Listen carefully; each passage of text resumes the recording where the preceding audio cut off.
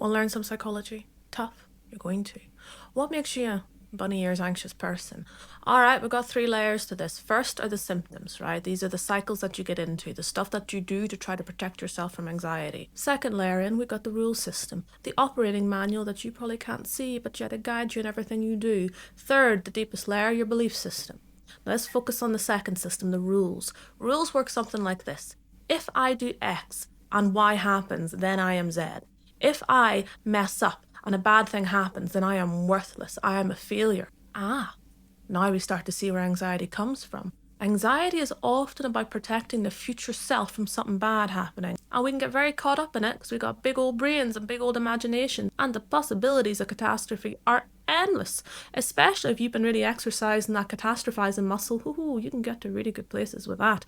And by good, I mean slightly torturous. But a big part of understanding and changing things is starting to figure out your rule system, and you won't always necessarily see it. In fact, it's very hard to see unless you're triggered.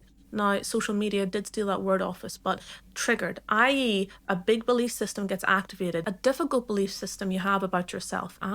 Now you can see the rule. Painful as it is, it does show you quite often the rule book underneath it all. Now, inside is quite often painful, but it does also help you figure out if you want to keep the rule or not. And here's the real tricky part of this.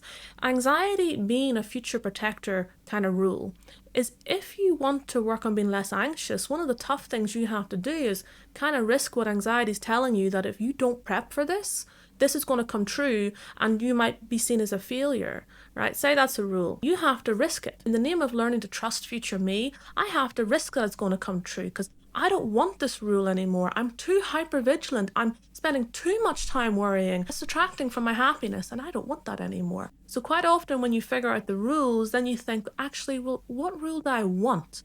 And then you have to do the hard work of putting that rule into practice. And that also can be quite tricky. It takes time to change a rule, but quite often, whenever big feelings are triggered, it is because some of the rules have been violated that you've been navigating your life by.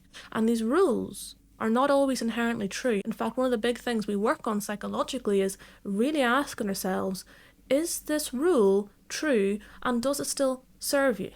Because if the answer is no, you might have some work to do. Just something to think about.